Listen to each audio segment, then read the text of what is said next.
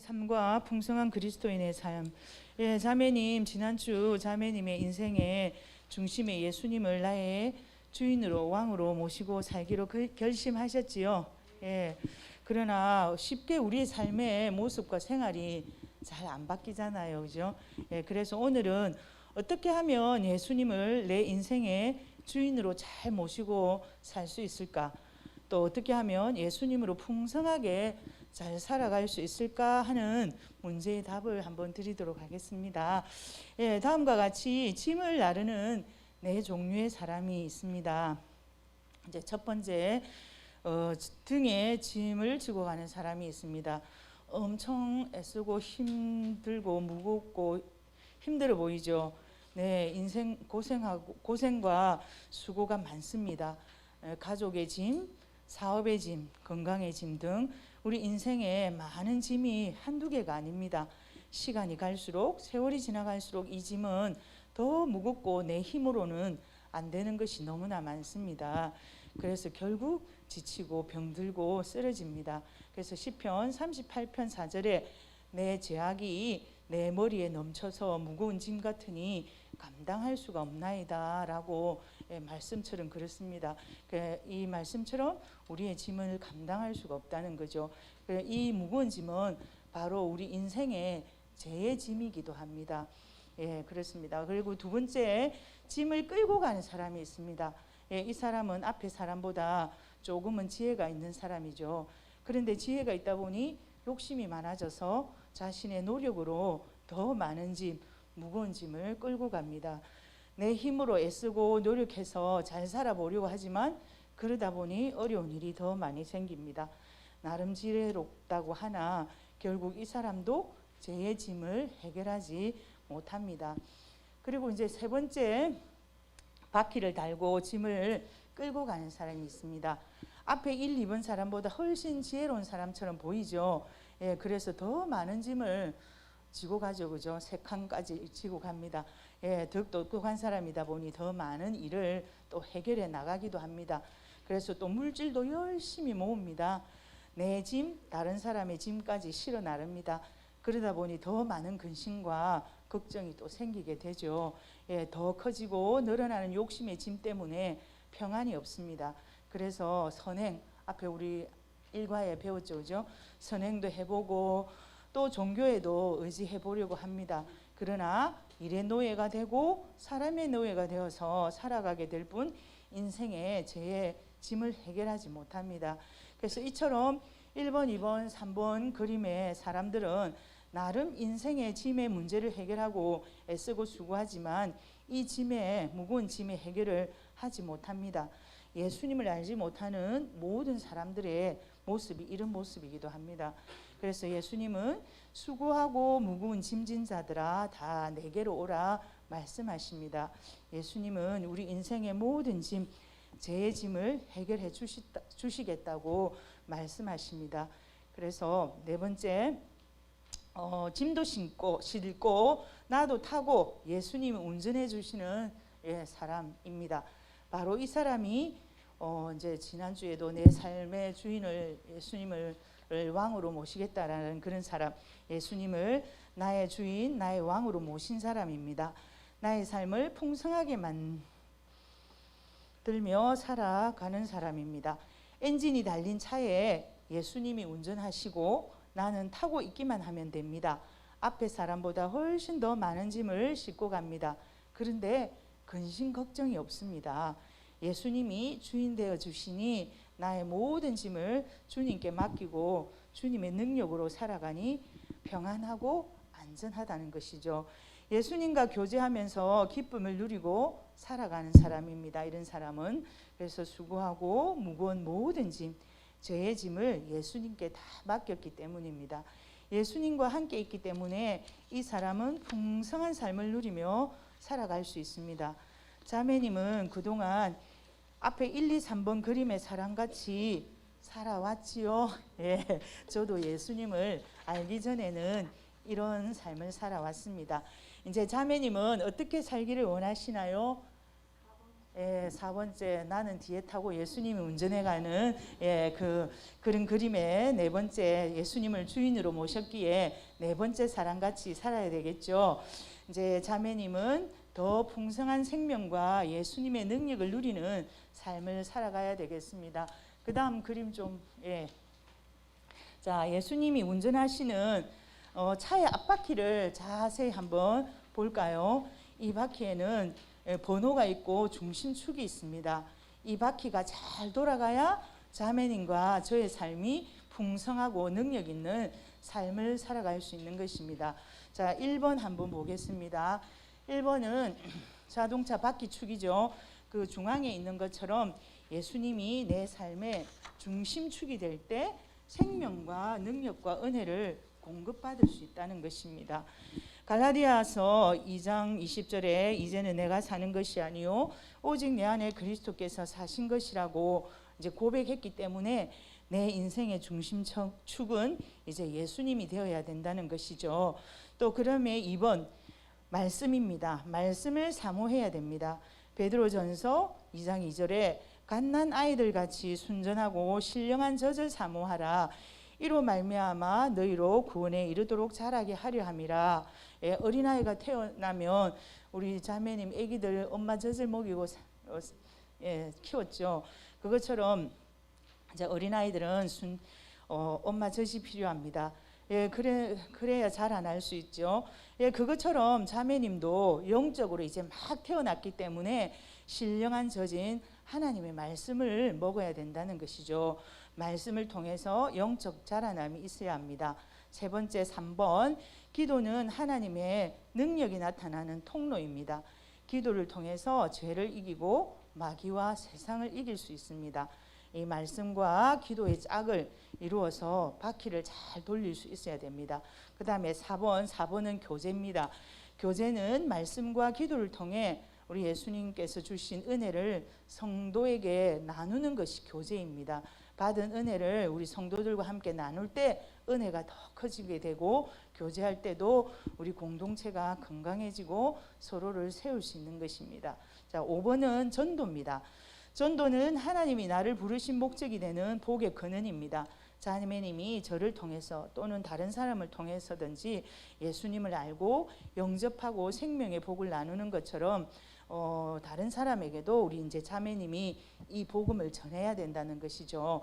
이 전도는 자매님뿐만 아니라 우리 교회적으로도 당연히 해야 할 일입니다.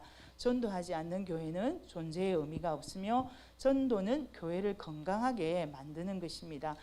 그래서 교제와 전도의 짝을 이루어서 건강하게 바퀴를 잘 돌려야 된다는 것입니다. 그 다음에 6번은 나눔입니다. 나눔은 하나님의 사랑을 사람들에게 전하고 드러내는 것입니다. 마태복음 10장 42절에 이 작은 자 중 하나에게 냉수 한 그릇이라도 주는 자는 내가 진실로 너희에게 이르노니 그 사람이 결탄코 상을 잃지 아니하리라고 말씀하셨거든요.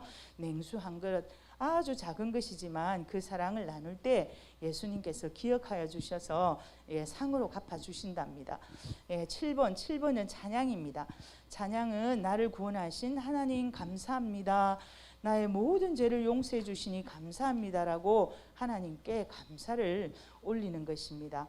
시편 103편 2절에 내 영혼아 여호와를 송축하라 내 속에 있는 것들아 다 그 성호를 송축하라 이런 노래가 있습니다. 그것이 노래든지 고백이든지 기쁨의 찬양을 올리는 것입니다. 나눔과 찬양으로 하나님께 감사를 드리는 것입니다. 8번 훈련입니다. 훈련을 받아야 합니다. 디모데후서 2장 2절에 또 내가 많은 증인 앞에서 내게 들은 바를 충성된 사람에게 부탁하라. 그들이 또 다른 사람들을 가르칠 수 있으리라고 했습니다.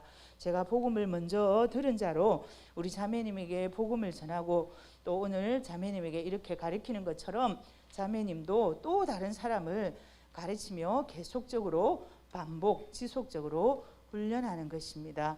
그래서 우리 교회는 제자 훈련, 성경 읽기 여러 가지 훈련이 있습니다. 그 훈련을 통해서 예수님의 충성된 제자가 되는 것입니다. 9번은 섬김입니다. 섬김은 우리가 예수님을 닮아가는 인격의 표시인 것입니다.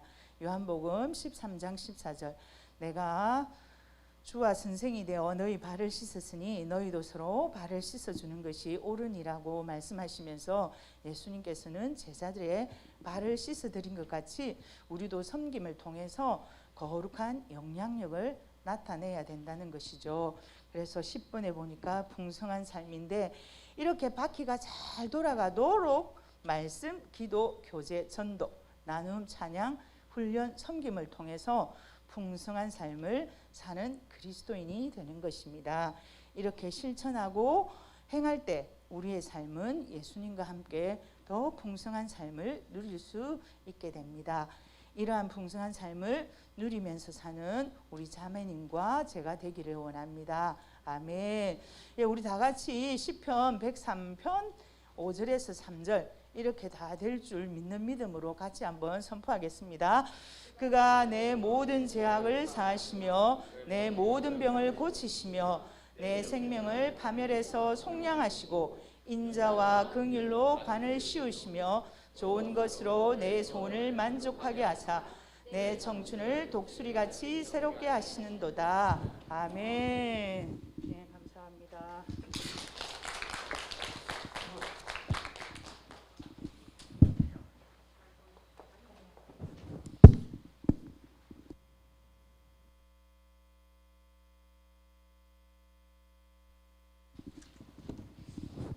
예, 아주 잘했습니다. 아주 잘했고, 그런데 제가 이 그림을 오늘 다시 한 번 더 쳐다보니까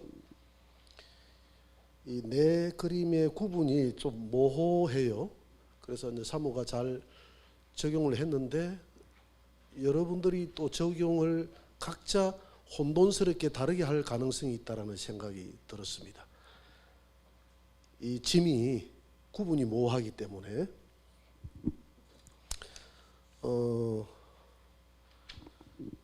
예를 들어서 방금 우리 사모가 두 번째 그림은 자신의 노력이라 그랬거든요.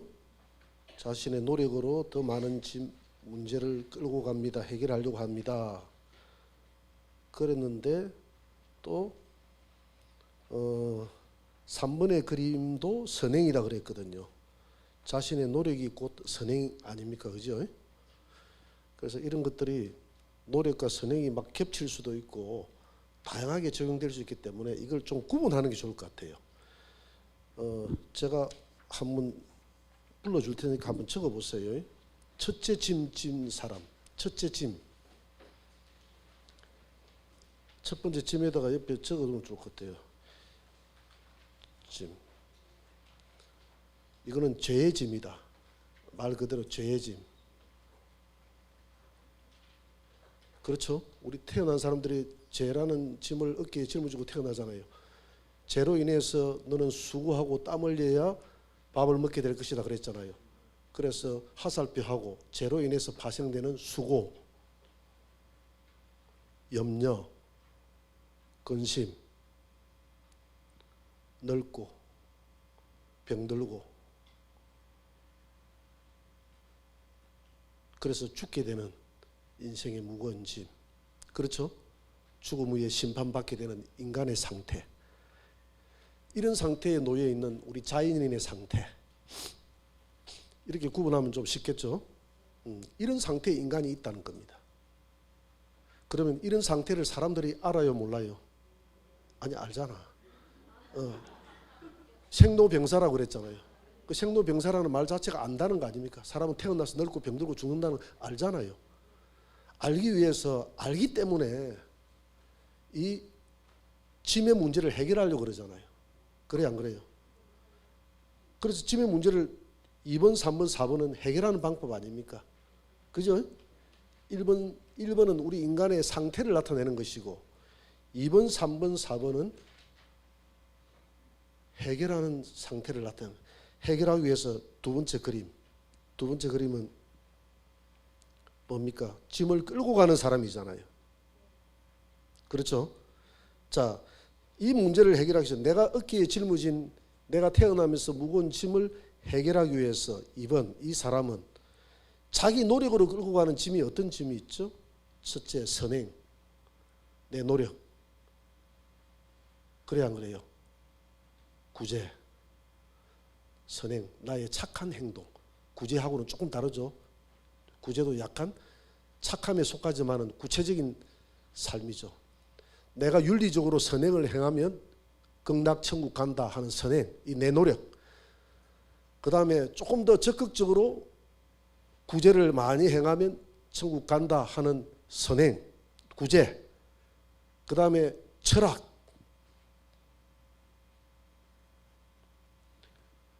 철학. 그 다음에 고행.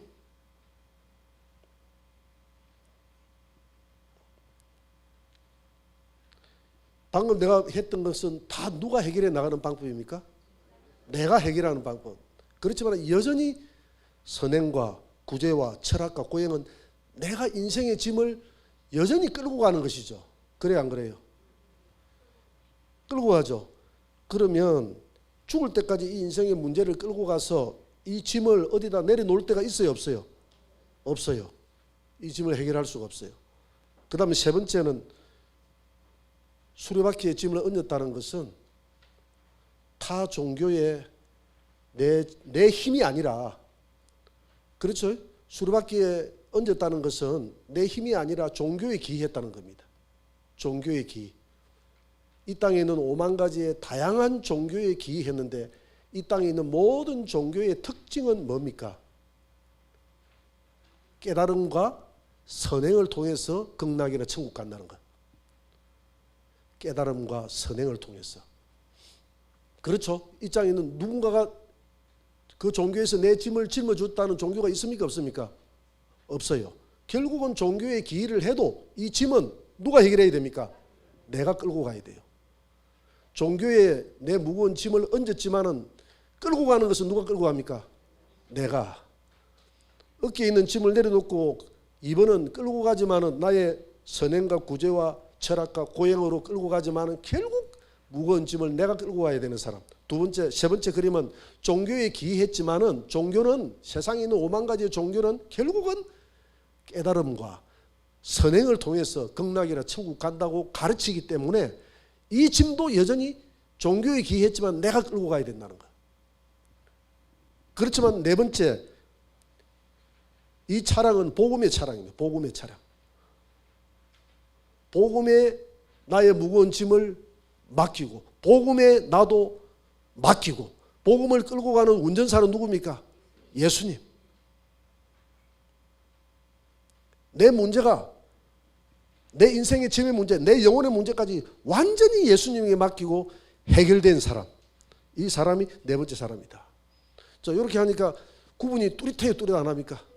뚜렷하죠. 이렇게 구분을 뚜렷하게 복음을 전해야지 이 그림의 상태가 여러분들의 머릿속에 뚜렷하게 각인되지 않으면 각자 다양한 이야기들을 오만데 다 갖다 붙일 수가 있어요. 그렇게 돼버리면 복음이 일률적이지 못하죠. 다시 한 번 더 이야기합니다. 1번은 이 땅에 태어나 살아가는 인간의 상태를 나타내는 겁니다. 이 짐은 무슨 짐이다고요? 죄의 짐. 죄로 인해서 인간은 수고하고 염려와 근심이 일평생 떠나지 않고 늙고 병들고 죽고 심판받게 되는 이런 무거운 짐의 문제를 짊어지고 갈 수밖에 없는 인간의 상태. 이런 상태를 사람들은 알아요, 몰라요? 알아요. 그래서 생로병사라는 말이 나왔어요. 이 문제를 해결하기 위해서 2번은 나름대로 선행과 구제와 철학과 고행으로 이 짐의 문제를 해결하지만은 선행과 구제와 철학과 고행은 여전히 자기가 이 짐의 문제를 해결하는 것이 아니라 끌고 가는 사람입니다. 그래요, 안 그래요? 3번의 사람은 수레바퀴라는 종교에 자기 인생의 짐의 문제를 맡겼어요. 근데 문제는 이 땅에 있는 모든 종교는 깨달음과 선행을 통해서 극락이나 천국 갈 수 있다고 가르치기 때문에 거기에는 여전히 그 종교의 짐도 누가 끌고 가야 됩니까? 내가. 왜? 내가 깨닫고 내가 선행행하고 카트라인이 없어. 카트라인이 어디까지 깨달아야 간다는 거 그렇잖아요. 얼마나 불안합니까? 어디까지 선을 행해야 천국 간다는 깨달음이 없어요. 이게 세상의 종교입니다. 그러나 네 번째 그림은 너무나 확실합니다. 우리 인생은 복음의 차량에 이게 복음입니다. 복음의 차량에 내 인생의 무거운 짐을 다 내려놓고 복음에 내 자신도 올라타고 복음의 운전사는 누구다고요? 예수 그리스도가 운전사가 되어져서 끌고 가니까 내 인생의 문제가 단번에 해결되는 거예요.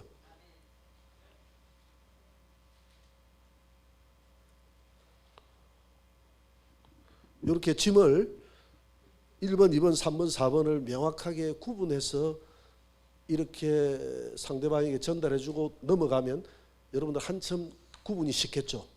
명확하죠. 예, 따블 될 이유가 없잖아요.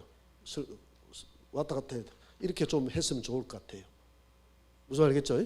자, 이렇게 좀 적용해주면 나머지는 내가 볼 때는 퍼펙트하게 나머지는 그대로 사모한 대로 그대로 하면 될 것 같아요.